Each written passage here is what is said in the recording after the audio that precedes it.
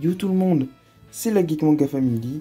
Aujourd'hui on se retrouve pour une toute nouvelle vidéo sur ma chaîne YouTube. Et cette vidéo va consister en le déballage de la figurine de Spider-Man Symbiote Suit. Bon là je le dis en anglais, mais c'est le costume symbiotique, voilà le costume noir en fait de Venom pour faire encore plus simple, parce que je me casse la tête avec les noms. Voilà, Spider-Man en costume noir, tout simplement, de la série animée 1994. Alors là, il y a un peu d'éclairage dessus à la caméra, et voilà, c'est bien le logo de la série animée des années 90. Alors, il faut savoir que cette figurine, vraiment, je l'attendais, et vraiment de fou. Et tout simplement, elle est arrivée. Je vais pouvoir vous en faire le déballage. Alors, vous savez que sur la chaîne, vous savez, ou même peut-être pas, parce que je viens de commencer, j'ai fait une longue review de la série des années 90 sur ma chaîne YouTube. Si cela vous intéresse, je vous invite à aller la voir, tout simplement. Et nous, on va commencer avec l'unboxing. Alors, vous le voyez à l'arrière de la boîte, hein, on a un résumé de comment Spider-Man a eu son costume. On a les différentes figurines qui composent cette vague, on va dire, parce qu'en anglais ils disent wave. Donc c'est la deuxième, voilà, la deuxième tournée en gros de figurines qu'il y a là-bas aux États-Unis. Je sais pas vraiment. Mais en tout cas, voilà, on a Spider-Man Armure MK1, on a Hammerhead, on a le Hobgoblin, donc le faux bouffon vert, on a Spider-Man Ben Reilly, et on a Spider-Man, enfin, on n'a pas Spider-Man, on a le Shocker. Alors voilà, donc ça c'est pour la seconde vague, on va dire, parce qu'il y en avait une première avec un Spider-Man plutôt classique, et tout ça, quoi. Donc voilà, maintenant que le tour de la boîte a été fait, on va pouvoir passer au déballage. Donc la figurine étant déballée, il y a le blister avec deux paires de mains, plus la troisième qui est déjà incluse sur la figurine. Alors je vais sortir la figurine de son blister pour voir de quoi elle a l'air au toucher. Est-ce qu'elle est correcte ou pas? On se retrouve tout de suite. Ayant pris la figurine en main, là pour l'instant, de ce que je peux vous dire, les articulations ont l'air assez bonnes, assez rigides. Après, bon, l'emballage plastique qui se trouve juste ici, là, il est tellement dur et tellement rigide. Vraiment, enfin, je veux dire, la figurine est enfoncée dedans, quoi. Que j'ai légèrement fragilisé l'articulation de ce pied, bien que elle est toujours quand même assez bonne. Et voilà, tout juste pour dire que, attention, si vous acquériez cette figurine, si vous avez bientôt si vous avez bientôt l'idée de la commander ou de la recevoir, faites très attention parce que moi j'ai un peu abîmé le pied droit, voilà. Et mais non, sinon tout bouge bien. Là je peux vous faire le test de rigidité parce que je tiens la caméra parce que j'ai pas le choix. Mais sinon franchement, rigidité, la figurine elle est cool, hein. Bon, on enchaîne avec une première pose, mais après, comme vous l'avez compris, j'ai du mal à tenir la caméra. Et en plus, si vous l'entendez bien, il y a des bruits de fond. Alors, je peux pas vraiment faire autrement. Et avant d'enchaîner sur plusieurs poses qu'on va faire, je pense qu'on va revenir sur l'arc Venom de la série Spider-Man des années 90. Voilà.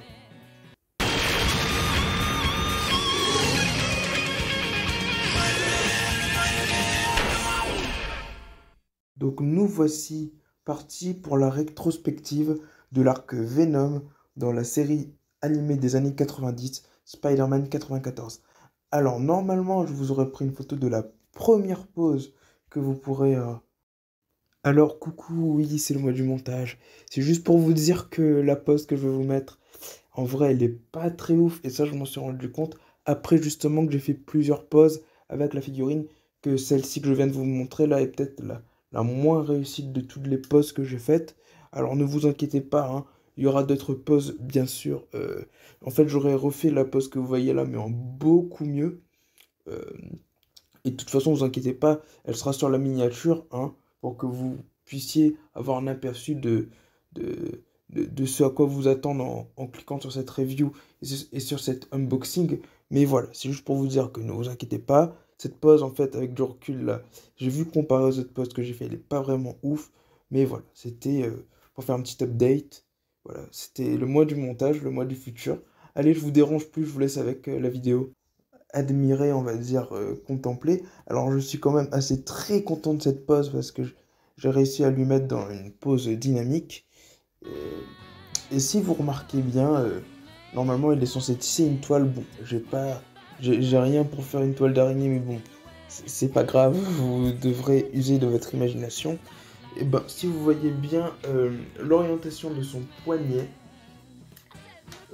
je l'ai mis un peu vers le bas comme ça. Et dans la série animée des années 90, c'est ainsi qu'il tisse sa toile quand il a le costume. Alors, peut-être que dans les comics, le Spider-Man, Spider-Man avec le costume noir peut tisser des toiles avec son signe classique, hein.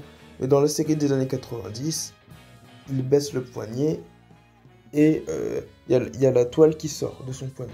Voilà. Donc pour revenir un peu à cet arc, alors moi je me souviens, hein, c'était peut-être vers 2009, 2010, voire même 2011, quand j'étais tout petit. Je me souviens un jour avoir vu un épisode où il y avait un... Vous savez, quand le costume noir essaie de monter sur Peter dans la série des années 90, il y a ce moment où le costume monte progressivement sur lui, et après il a une sorte de rêve dans une ville avec un Spider-Man géant, un peu tout mou, je veux dire, d'aspect comme si c'était juste le costume et le symbiote. Donc à ce moment-là, c'est plutôt la métaphore du costume noir, enfin de Venom, voilà. Et comme on ne sait pas qui s'appelle Venom, à ce moment-là, je vais l'appeler le costume noir. C'est à ce moment-là que le costume noir essaye de prendre le dessus sur l'esprit de Peter. Et il réussit par ailleurs, hein. Ça traîne pas trop, voilà. Donc du coup, après, il se retrouve dans la ville et il se met à... Il se réveille tout d'un coup, vous savez, dans sa position un peu à l'envers, sa position d'araignée, là. En face d'un immeuble, et il se dit qu'est-ce qui lui arrive. Donc c'est vrai qu'il est un peu surpris. À noter qu'à ce moment-là, hein, Jameson a fait mettre un prix sur la tête de Spider-Man parce que il croit qu'il a mis son fils en danger en fait, alors que c'était plutôt le Rhino, voilà, et qu'on a cru qu'il avait volé le Prométhéum X aussi. Donc le Prométhéum X, c'est un espèce de caillou chelou, hein, je vais pas pouvoir vous résumer ça maintenant. En tout cas, voilà, il est accusé d'avoir volé le Prométhéum X. Et à cela, vous le savez peut-être bien, Jameson a fait mettre un prix sur la tête de Spider-Man. Et donc voilà. Et ensuite, on voit aussi tout. Alors, il découvre ses nouvelles capacités, notamment le costume peut changer d'apparence. C'est-à-dire que la police cherchait Spider-Man, mais il a pu... Peter lui a dit à la combinaison, tu es très voyante. Et il y a le symbiote qui change de forme et qui prend un uniforme de policier pour pas se faire remarquer. Donc c'est à ce moment-ci que Peter commence à comprendre que la combinaison a des caractéristiques assez particulières, hein. Il peut vraiment le faire prendre n'importe quelle forme qu'il veut, même son uniforme classique, il peut prendre son uniforme classique. Donc à partir de ce moment-là, c'est vrai qu'il a mis son ancien costume à la poubelle. À noter qu'un peu avant, il avait croisé le Rhino justement dans la... Alors voilà, je vais revenir sur ce point-là. Faut savoir que dans la série des années 90,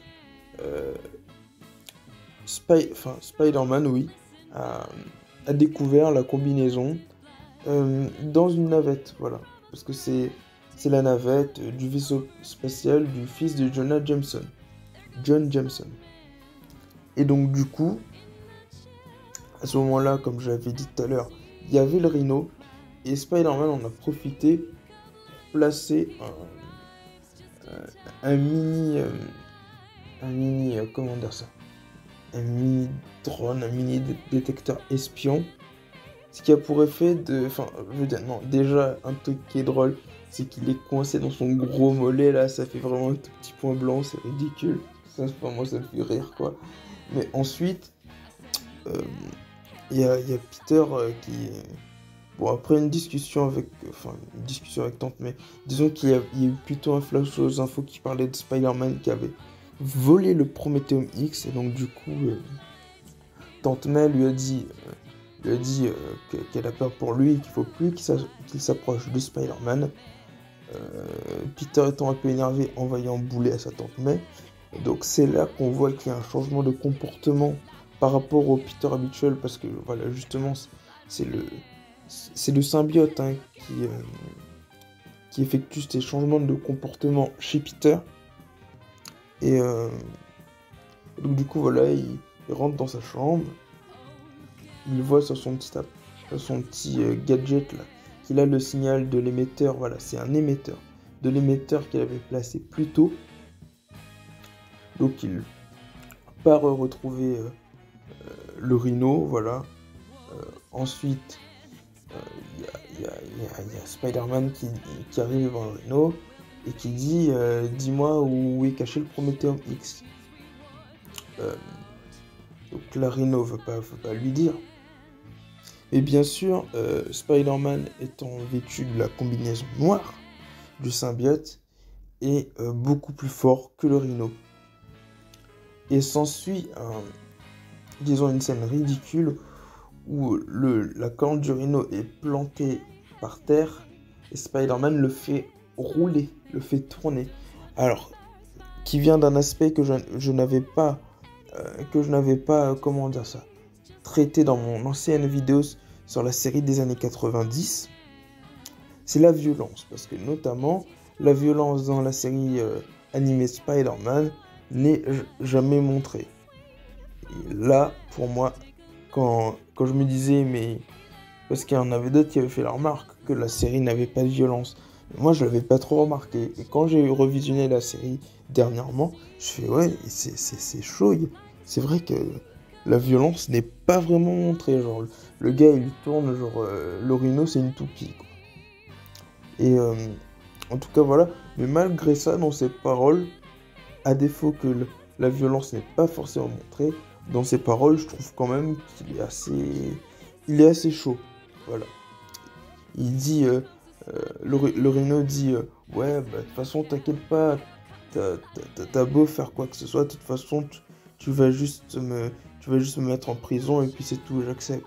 Et puis là, il y a Spider-Man qui dit, mais qui te dit que je vais te mettre en prison?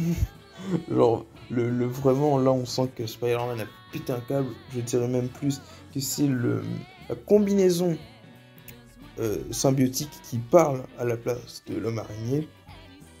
Voilà. Et donc, du coup, c'est là qu'il se rend compte que parce qu'il allait faire la grave erreur de tuer le Rhino. Et c'est là qu'il se rend compte que la combinaison est trop violente pour lui. À moins que non, parce que j'avais oublié ça aussi. Il y a un moment de l'épisode où un épisode qui a été coupé, moi que j'ai pas retrouvé, c'est l'épisode avec le Shocker, où là aussi, pour moi, là c'est beaucoup plus significatif quand on voit vraiment l'énervement de Spider-Man. Il lui tient par le col et tout. Non, vraiment là il est déchaîné, quoi. C'est vraiment... on sent qu'il est plus pareil, on sent que la combinaison de symbiote a pris le contrôle sur lui. Et c'est suite à cette prise de conscience qu'il a voulu s'en débarrasser. Alors là, je vais venir à une anecdote assez drôle. C'est que quand Spider-Man essaye de se délier ou de se débarrasser du symbiote, tout simplement, au bout d'un moment, il y arrive parce qu'il s'approche de la cloche. Alors, tout simplement, à la fin, quand Peter arrive à se débarrasser du symbiote, il finit en caleçon. Et là où j'ai une anecdote très intéressante, c'est que moi, quand j'étais petit, quand mes derniers souvenirs de cette scène-là, pour moi, Peter avait les cheveux longs. Alors je pense que c'est peut-être parce que je regardais Tarzan aussi à l'époque. Ça avait peut-être à voir. Et vu que les deux étaient assez baraques, peut-être que mon cerveau, ma mémoire a dû me jouer des tours à un moment. De toute façon, je pense que mon souvenir est juste pas clair et que j'ai tout simplement oublié certaines choses. Donc voilà pour ces anecdotes sur la saga Venom de la série des années 90. Voilà, c'était un peu tout ce que j'avais à dire. Si ce n'est que voilà, après, on voit juste Spider-Man affronter Venom et du coup voilà quoi. Ensuite, les autres arcs suivent leur cours. Voilà. Je pense que maintenant, on peut repasser avec les poses de la figurine et ainsi terminer la vidéo. Whatever life holds in store for me, I will never forget these words. With great power comes great responsibility.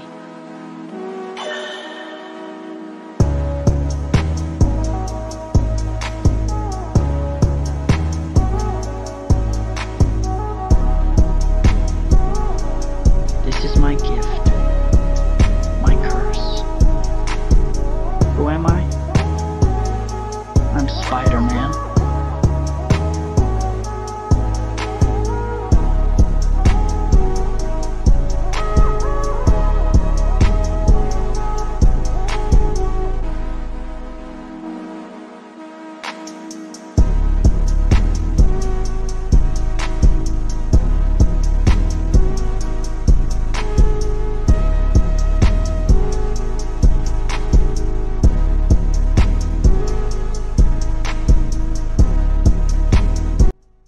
Donc j'espère que ces petites pauses vous auront plu. Voilà, la vidéo se termine. Mais juste avant, je vais faire un petit point avec vous des qualités et des défauts de cette figurine. Alors, je vais commencer par les défauts. Je trouve que l'emballage plastique est très dur. Le blister est très dur en lui-même. Donc voilà, franchement, c'est pas un très bon point fort de cette figurine. Il y a aussi le manque d'articulation. C'est-à-dire que je trouve que cette figurine est assez limitée. Par exemple, pour lever les épaules ou quoi, je trouve vraiment qu'elle est limitée. Néanmoins, on peut tricher et comment dire ça, tourner l'articulation de l'épaule pour faire en sorte que le bras se lève en haut. Voilà, c'est un petit stratagème. Mais dans tous les cas, je trouve ça quand même dommage que la figurine soit limitée à ce niveau-là. Ensuite, niveau qualité, moi je trouve vraiment la qualité des articulations, c'est vraiment top. C'est pas des simples articulations, c'est-à-dire que c'est des articulations à cran. Ce qui garantit quand même une solidité assez importante au niveau des articulations. Voilà, franchement c'est pas mal quoi. Il y a aussi l'aspect de la figurine. La peinture un peu noire, mat, voilà pareil. Bon après il y a quelques petits défauts sur les parties blanches des mains, notamment la main droite je crois, où il y a une des mains en tout cas, la bande blanche, il y a un trait dessus. Et voilà, il y a une espèce de petit strieur dessus. Mais bon, ça c'est pas très grave, c'est pas ultra voyant non plus. Mais c'était des choses à noter. Mais sinon, voilà, il y a quelques petits points positifs, négatifs. Mais globalement, c'est que du positif. Parce qu'il a de la musculature. Il ressemble au Spider-Man des années 90. Donc pour moi, c'est nickel, quoi. Franchement, je suis très content de cette figurine. Et est-ce que je vous conseille de l'acheter? Moi, je dis, vous êtes fan de la série des années 90 ou tout simplement de Spider-Man en costume symbiotique, achetez-la, prenez-la. Donc cette figurine, pour moi, pourra contenter celui qui est fan des comics Spider-Man de la Terre 616 de base, et même celui qui veut se faire un délire rétro Spider-Man 94, il pourra le faire. Voilà. Donc c'était un peu la parenthèse des qualités et des défauts de cette figurine. Quant à moi, j'espère que cette vidéo vous aura plu. Voilà, si vous avez aimé, n'hésitez pas à vous abonner, à liker et à partager. La prochaine vidéo sera une critique de Doctor Strange. Voilà, une longue revue de Doctor Strange.